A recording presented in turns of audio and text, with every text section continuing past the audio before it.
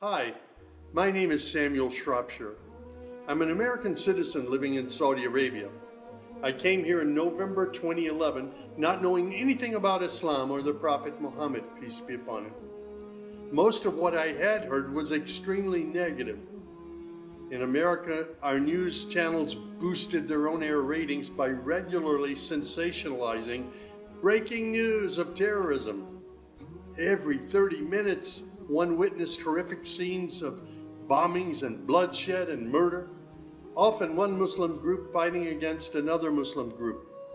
As killings and beheadings took place, there were always the shouts of Allahu Akbar, Allahu Akbar, God is great. I was invited here to Saudi Arabia by Safi Kaskas to work on what was known as the Q Project. Dr. Kaskas wanted to produce a new, easy-to-read American translation for the next generation of young Americans. Since I could not read or speak Arabic, I wasn't doing any translation work. I was simply invited here to check the English to make certain that this new interpretation of the Quran was easily understood. My work, of course, required that I read the Quran over and over again.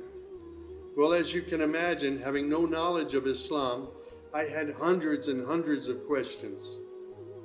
I was shocked as I read to find that Jesus, peace be upon him, was often mentioned in the Quran. Jesus was presented as one of the greatest prophets. And even the story of the virgin birth was mentioned there. Many of the miracles that Jesus had done, I found them in the Quran. There were even a couple of Jesus miracles mentioned in the Quran that were not mentioned in the Bible. Evenings were mostly spent alone in a bedroom that had been set up for me in Dr. Safi's office. At night, I would stand on the balcony of that building and I would look across a very busy boulevard to a mosque. And I would hear the calls to prayer. I would see men and women coming to the mosque and leaving the mosque. Children were playing football in the mosque parking lot. Except for the minaret, it appeared to me to look like a typical Christian church in America. My heart longed to be in that mosque. I felt compelled by God to go there. A few months later, I got up the courage to walk down the street and to knock on the door of Taqwa Mosque. Now, nobody knocks on the door of a mosque. Normally, they just open the door and they walk right in. But I was not sure how I'd be received, so I stood there knocking until someone came to the door. That person simply said, "May I help you?" I said, "My name is Samuel. I'm a Christian from the United States. Is it okay if I come inside?" And that man, Shafiq Zubir, who was the caller to prayer, he reached out and he hugged me and he said, "Of course, come in." I sat in the back of the mosque during prayer times for 3 days. I didn't understand what was going on. I saw men standing, bowing, putting their heads to the floor as the imam led them in prayer. I had little knowledge about what was happening, but I felt God's presence in that mosque. And the men of Taqwa Mosque were so friendly to me. After 3 days, I asked Shafiq if he could teach me the first surah of the Quran, Al-Fatiha. This was a necessary element in praying the 5 daily prayers. I was memorizing sounds, but I didn't know what the sounds meant. So I started comparing them with an English translation I had, and I realized that there was nothing in Al-Fatiha that was inconsistent with Christian teaching. There I read the encouraging words that God was the most merciful, the distributor of mercy and forgiveness. My heart was being strangely touched by the words of the Quran and the love displayed by the men of Taqwa Mosque. Dr. Sadiq Malki would later drive me to the Islamic Education Foundation in Al-Hamra, neighborhood of Jeddah, where I said Al-Shahada. According to Islam, we're all equal. There's none above another. There are scholars, but their role is educational. As for the relationship with God, it's personal, it's direct. The faith itself is simple and clear. It's summed up in just 6 points. There is one true God who is unlike any other being. He is neither born nor does he give birth. He has neither spouse nor offspring. Nothing is comparable to him. He's all powerful. He knows everything perfectly. He is the most merciful. Secondly, a belief in angels who are indeed the servants of God. They obey God's bidding and they do whatever they're commanded to do. They don't have any free choice. Thirdly, there's a belief in divine revelations. Islam acknowledges that God revealed scriptures including the Torah, the Gospel, the Psalms. However, down through the ages, many of these divine revelations had become distorted and somewhat corrupt. The Quran, which also contains God's revelations, is intact. It hasn't changed from the very beginning.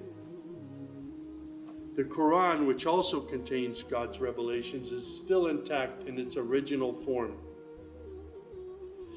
Fourthly, there's a belief that in all earlier prophets and God's messengers, not just Muhammad.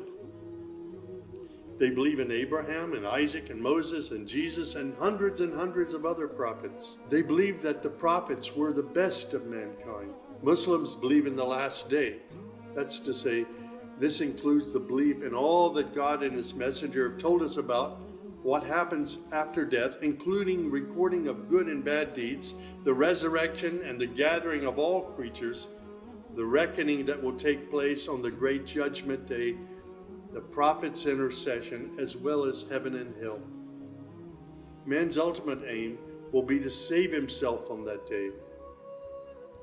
Muslims believe in the divine destiny of predestination. Whatever God wills is certain to take place, and what he has not willed will never take place. This present life is a test for man, and man should endeavor to pass this test. These tenets of faith appeared to me entirely consistent with human nature. And then I asked, how can one become a Muslim? My search showed me that one needs to fulfill 5 specific duties, which are called the pillars of Islam. These are: first, a declaration to believe and to say verbally, I witness that there is no other deity other than God, and that Muhammad, along with all the other prophets, is God's messenger. Prayer is an important part of a Muslim's life. Muslims seek to maintain the 5 daily prayers. These are spread out over the day and night. Thirdly, there's the zakat. 2.5% of one's property is an obligatory charity, provided that one owns more than a certain threshold and holds it for a year. Then there's fasting. Fasting is an important part of the Muslim's life. Muslims fast throughout the month of Ramadan. They do this every year, abstaining from all food, drink, and sex, from dawn till sunset. One must also refrain from futile arguments and quarrels and forbidden things. The month provides a unique spiritual uplift for all Muslims. Then there is the pilgrimage or Hajj. This is performed in Mecca and its surrounding areas.